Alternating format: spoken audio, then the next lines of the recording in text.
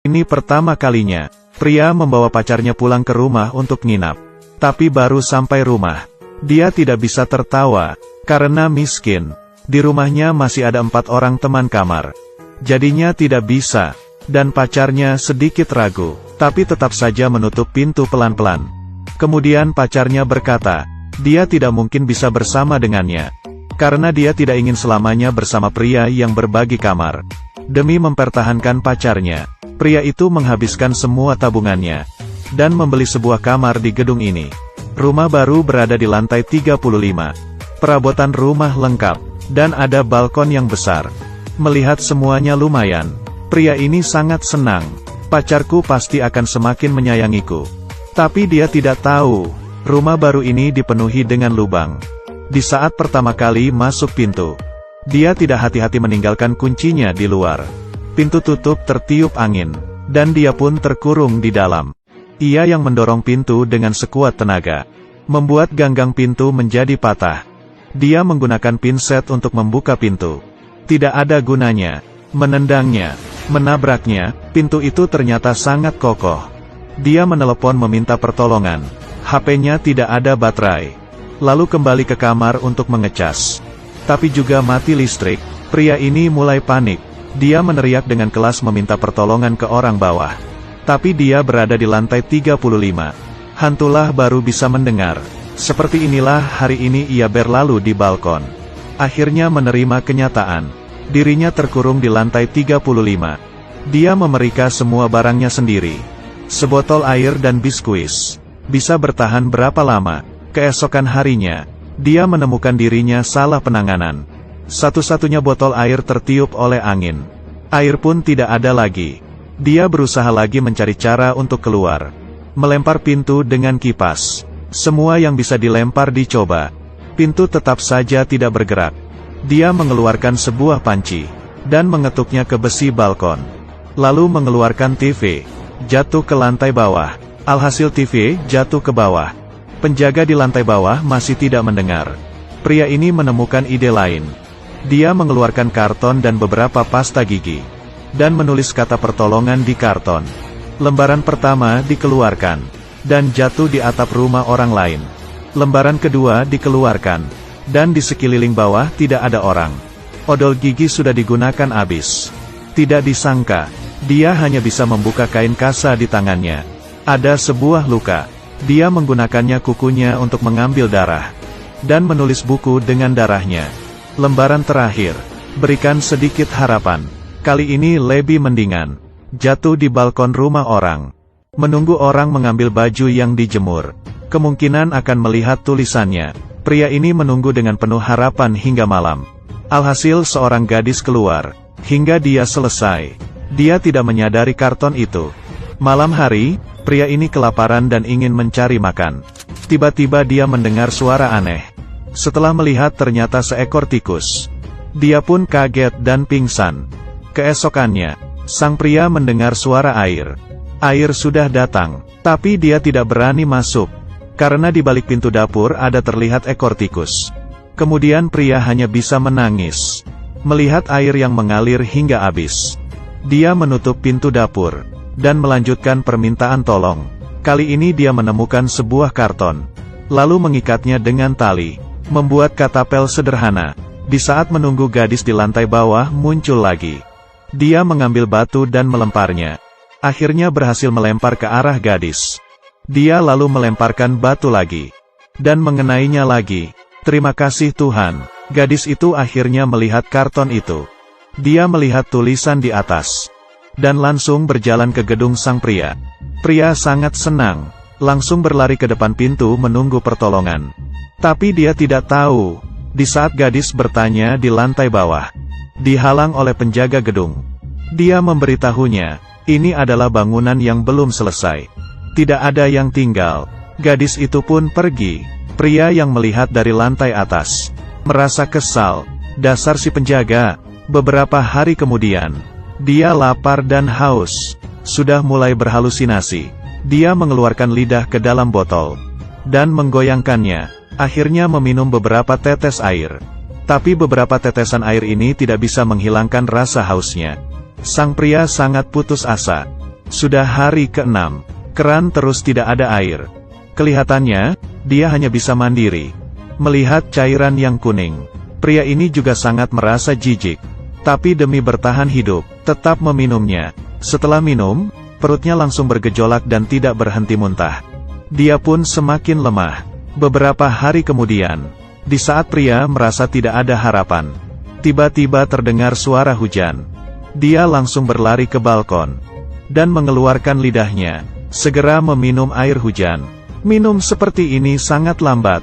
Dia mengambil panci kecil dan langsung meminumnya. Itu namanya tamak. Dia mengambil semua wadah dan mencabut kotak air kloset, menemukan sebuah kantong dan pipa. Kantong itu mengalirkan air ke dalam kotak air, dan air keluar lagi dari pipa. Dengan cepat sudah mengumpulkan seember air. Kemudian dia mendorong keluar kulkas dan mengisinya dengan air. Masalah air terselesaikan. Tidak lama kemudian, rumahnya masuk seekor burung. Dia menggunakan ketapel, dengan mudah membunuh burung. Dia membakarnya di atas api. Setelah dibakar, dia menusuknya dengan batang, lalu ke dapur mengambil piring. Siapa sangka saat kembali, melihat seekor tikus memakan burung yang sudah dibakarnya. Tikus ini mencuri satu-satunya biskuit si pria. Pria sangat marah. Dia mengejar dan memukul si tikus. Tapi setelah tenang, dia tetap mengambil sisa daging yang sudah dimakan tikus, dan pelan-pelan memakannya. Yang penting masih tetap harus hidup. Pria ini perlahan-lahan mengatur sikapnya. Dia mengerti pertolongan apapun tidak ada gunanya. Ingin hidup hanya bisa mengandalkan dirinya sendiri. Dan dia memperhatikan, balkon di lantai 30 tidak ada tiang pembatas. Hanya perlu turun 5 lantai ke bawah. Harapan untuk hidup sudah ada. Dia pun memutuskan untuk beraksi. Dia memotong pagar tiang pembatas dengan pelat logam AC. Perlahan-lahan terpotong. Kalau lapar ia memakan semut. Kalau haus ia meminum air hujan. Di malam hari menggunakan api membakar tiang pembatas. Menggunakan panci dan memukulnya. Beberapa hari kemudian, pria ini sama sekali tidak kepikiran. Tiang pembatas ini lebih kuat dari yang dibayangkan. Memotong begitu lama, hanya sedikit tergores. Si pria tidak menyerah. Dia tiap hari memikirkan kehidupan di luar sana. Bisa pergi kerja, bisa pergi main, bisa jalan-jalan dengan pacar. Dia tidak ingin mati. Hingga air hujan yang ditampungnya menjadi berlumut. Tidak bisa diminum lagi. Makanan juga sudah tidak ada. Tiang pembatas masih saja seperti itu. Dia mulai kesal. Dia tidak mau potong lagi. Dia menendang tiang pembatas dengan kuat. Terus-menerus menendangnya. Tendang lagi. Dan tendang lagi. Akhirnya tiang pembatas itu putus. Si pria akhirnya senang. Tapi dengan cepat kembali serius. Karena selanjutnya harus turun ke bawah. Lebih berbahaya. Dia menggerakkan badannya keluar dari balkon. Mulai turun ke bawah. Posisi pria itu sekarang berada di lantai 35. Kalau saja tidak hati-hati, badannya pasti akan hancur. Pria ini sangat ketakutan. Daripada menunggu mati, mendingan lepas tangan. Dia terus turun ke bawah. Setiap langkah penuh hati-hati. Tidak tahu tiang itu apakah bisa menahannya. Tiap langkah si pria akan berhenti menghembuskan nafas. Hal yang paling sulit adalah rentang antar lantai. Bagian kosong yang tidak ada injakan. Harus mengandalkan pegangan kuat tangannya. Terus turun ke bawah. Pria menyadari di bawah tidak ada tempat untuk injakan lagi. Dia buru-buru panjat kembali. Lantai selanjutnya adalah lantai yang tidak ada balkon. Kalau tetap saja turun pasti akan mati. Pria melepaskan tali pinggangnya dan jongkok. Tangan kanan memegang tiang. Tali pinggang diikat ke tiang. Mencobanya sepenuh tenaga. Berharap tali pinggang tidak putus. Pria itu mulai turun. Perlahan-lahan melepaskan tangannya. Badan sepenuhnya bergantung ke tali pinggang. Akhirnya si pria berhasil. Tapi ini masih belum selesai. Dia masih harus menggerakkan sedikit. Sangat dekat. Dia menahan nafasnya. Perlahan-lahan bergerak. Dan memegang dinding. Bergerak dengan sekuat tenaga. Akhirnya turun dengan selamat. Masih ada bahayakah? Dia ingin membuka pintu balkon. Dan ternyata dikunci. Jangan dong. Ini sedang mempermainkan aku ya. Sang pria sangat emosi. Tubuhnya hampir saja jatuh ke bawah. Untungnya, dia menendang beberapa kali. Dia bisa masuk ke dalam dan berjalan ke arah pintu. Kali ini benar-benar sudah keluar. Pria pelan-pelan turun ke bawah. Beban tadi dan beberapa hari belum makan minum membuat badannya tidak bertenaga. Di saat keluar dari gedung, si pria pun pingsan. Tidak lama kemudian, pacarnya datang ke rumah sakit menjenguk sang pria. Sang pria sangat merindukannya, tapi di saat dia memegang tangan pacarnya yang sudah memakai cincin, dia tahu semuanya sudah terlambat. Dan selama dia terkurung di lantai 35, semuanya karena rumah yang diinginkan pacarnya. Dia yang membeli rumah, masih belum sempat memberitahu pacarnya, malah sudah terkunci beberapa hari di rumah.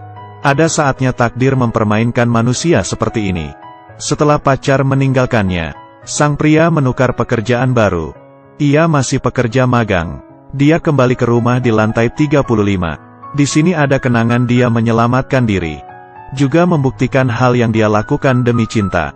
Tapi, mau berusaha bagaimanapun, hingga akhir tetap melewati hari-hari sendirian. Ya sudah, kamu suka dengan film ini tidak? Yang suka jangan lupa tekan tombol suka ya. Kalau ada pendapat boleh tinggalkan di kolom komentar.